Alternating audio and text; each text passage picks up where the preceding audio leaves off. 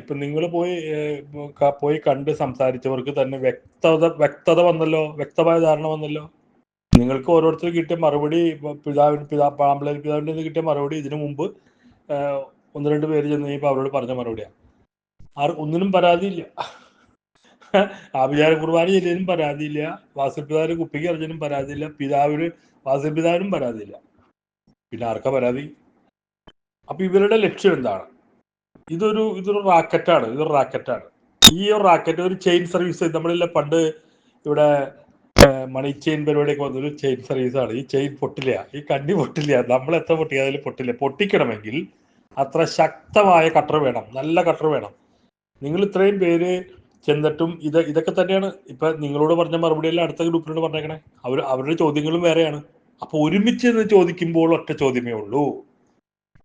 അത് അനുവദിക്കുന്നില്ല എന്ന് പറയുന്നത് ഒരുതരം ഭീരുത്വമാണ്. അത് നമ്മൾ നേടിയെടുക്കാനല്ല വേണ്ടത്. നമ്മൾ 4 പേരെ കാണുമെന്ന് പറഞ്ഞ് നമ്മൾ നേടിയെടുക്കാണ് വേണ്ടത്. നമുക്കൊന്നും പറയാനില്ല. നേരത്തെ പറഞ്ഞില്ലേ, അൽമായമിന്റെ ഡിമാൻഡാണ് വെച്ചു. ആ ഡിമാൻഡ് ഞങ്ങളൊന്ന് കാണാൻ വന്നോട്ടെ, അപ്പോയിന്റ്മെന്റ് തരുമെന്ന് ചോദിച്ചു ചെല്ലുമ്പോൾ മറ്റവരെ ഇവര് വിളിക്കാണ്. ആര്? പിതാവിന്റെ ആൾക്കാര് അവരെ ഇങ്ങനെ വിളിക്കാൻ, നിങ്ങൾ ചർച്ചയ്ക്ക് പോവാ, ഞങ്ങൾ വന്നോട്ടെ. എനിക്കിത് പറയുമ്പോൾ ചിരിയും വന്നിട്ട്, സങ്കടവും വന്നിട്ട്, ദേഷ്യം വന്നിട്ട്. പക്ഷെ ഇത് എന്ത് ചെയ്യാൻ പറ്റും? അപ്പൊ നമ്മൾ സ്ട്രെങ്ത് ആണ്.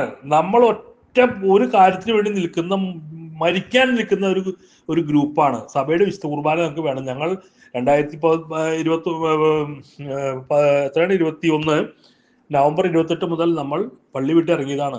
ഞങ്ങൾക്ക് ഞങ്ങളുടെ പള്ളികളിൽ തിരിച്ചു കയറണം. ഞങ്ങൾക്ക് നിങ്ങൾ പറഞ്ഞ കുർബാന, നിങ്ങളൊരു കാര്യം ചെയ്തോ, ഈ ജനാഭിമർഗ കുർബാന ലിസിറ്റാക്കി പ്രഖ്യാപിച്ചോ, പ്രശ്നം തീർന്നല്ലോ. ഇവരൊക്കെ നിങ്ങൾ തോളിക്കയിട്ട് ആഘോഷിച്ച് കോഴിക്കാലം കടിച്ച് താറാവരച്ച് നിന്ന് കൂടിക്കോ, ഒരു കുഴപ്പമില്ല. അത് ലിസിറ്റാക്കിക്കോ. ഇവര് തന്നെയല്ലേ പ്രഖ്യാപിച്ചത്, അവർ ലിസിറ്റ് ആയിക്കോട്ടെ. ഈ പ്രശ്നം തീർന്നില്ലേ? നമ്മൾ ആരെങ്കിലും ഇപ്പോൾ നാട് വിട്ടായിട്ട് പോവോ? ഇതൊന്നും ചെയ്യാതെ വത്തിക്കാനെ ഇവർക്ക് പ്രീതിപ്പെടുത്തുകയും വേണം, നമ്മുടെ നടപടി എടുക്കുകയും വേണം. 34 രൂപ മുതൽ ചെയ്യുകയും ചെയ്തു. ഇവിടെ ഇനി ഇവന്മാരെ പ്രീണിപ്പിക്കാതെ അവന്മാര് പറയുന്ന കക്കൂസിലെ അവര് പോയി വിളിക്കിരിക്കുള്ളൂ. ഇവന്മാര് പറയുന്നത് ആ കക്കൂസ് ഞങ്ങൾക്കുള്ളതാണ്, കുർബാന എല്ലാവരോടാണ് കക്കൂസ്, അതിലെ കഴിഞ്ഞ് നമ്മൾ കണ്ടത് എന്ന് പറയുന്നത് പോലെ അവരെ അങ്ങോട്ട് വിളിക്കുകയാണ്. നമ്മൾ ചോദിക്കുകയാണ്, നമ്മൾ അപ്പോയിന്റ്മെന്റ് ചോദിക്കുകയാണ്, വന്നോട്ടെ. ആ സമയം AMT എന്ന തീവ്രവാദികളെ നിങ്ങൾ വരൂ വാ, ഇന്ന ദിവസം പോരെ, ചർച്ചയ്ക്ക് വാ. അതാണ് എന്റെ വ്യത്യാസം. അതാണ് നേടിയെടുക്കേണ്ടത്. ആ അവകാശം നമ്മൾ നേടിയെടുക്കേണ്ടത്.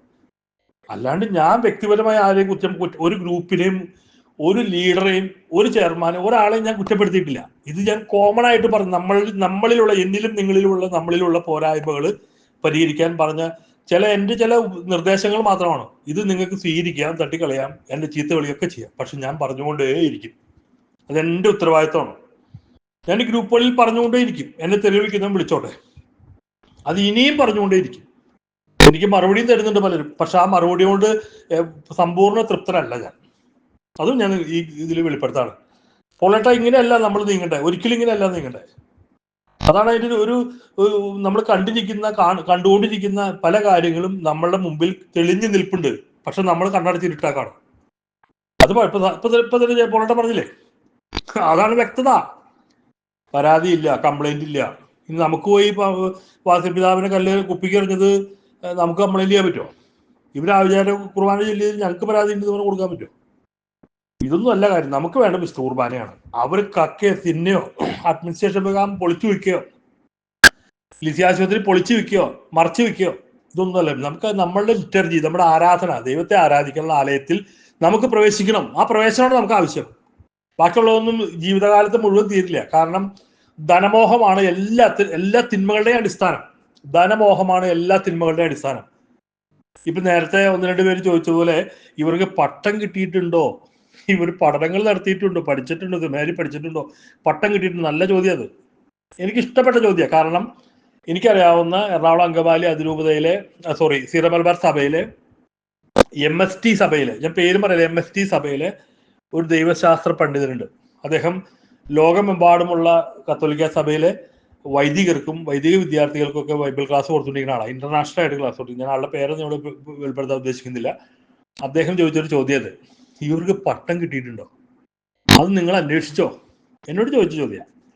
ഈ വൈദികർക്ക് ഒക്കെ പട്ടം കിട്ടിയിട്ടുണ്ടോ എന്ന് നിങ്ങൾ അന്വേഷിച്ചോ?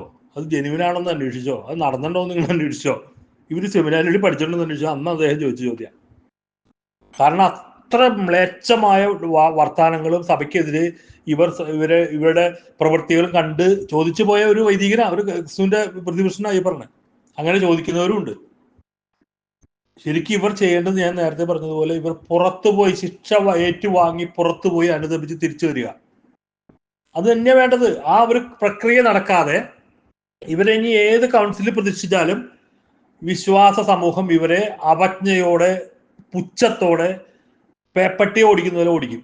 ഏതൊക്കെ സ്ഥാനത്ത് കയറി ഏത് പള്ളിയിൽ വന്നാലും ഇവരെ കൊണ്ട് ആവശ്യമുള്ള കാര്യങ്ങൾക്ക് അപ്പുറത്തേക്ക് ഇവരെ ഡിപ്പെൻഡ് ചെയ്യാൻ ഒരാളും പോവില്ല. പ്രത്യേകിച്ച് എറണാകുളം അങ്കമാലി അതിരൂപതയിൽ. മറ്റുള്ള രൂപതയിൽ ക്രൈസ്തവ വിശ്വാസം നന്നായിട്ട് വളർത്തിയെടുത്തിട്ടുണ്ട്, മിക്കവാറും വളർത്തിയെടുത്തിട്ടുണ്ട്.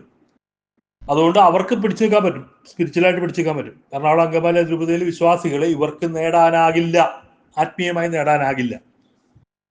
അത്രേ സംഭവിക്കാൻ പോകുള്ളൂ. ഞാൻ പറഞ്ഞില്ലേ, ഞാനിത് കൂടുതൽ ആധികാരികമായിട്ടെങ്കിലും പഠിച്ചിട്ടോ വായിച്ചിട്ടോ ഒന്നുമല്ല. ഇത് സത്യമായ കാര്യങ്ങളായി പറയുന്നത്. അതുകൊണ്ട് എനിക്ക് ബോധ്യമുള്ളൂ, നിങ്ങൾക്ക് ബോധ്യമാണോന്നില്ല. പക്ഷെ എന്റെ ബോധ്യം ഞാൻ പറയുന്നതിന് തർക്കവാദങ്ങളും ഉണ്ടാകാം. പക്ഷെ എന്റെ മനസാക്ഷിയുടെ മുമ്പിലും സമൂഹത്തിന് മുമ്പിൽ ശരിയാന്ന് തോന്നുന്ന ഒത്തിരി പേര് ഇന്നൊരു 10-90 കോൾ എനിക്ക് വന്നു. ഈ 2 മെസ്സേജ് ഇട്ടത് വഴി ഒരു 89ഓളം കോൾ എനിക്ക് വന്നു. ഞാൻ അവരോടൊക്കെ സംസാരിക്കുകയും ചെയ്തു.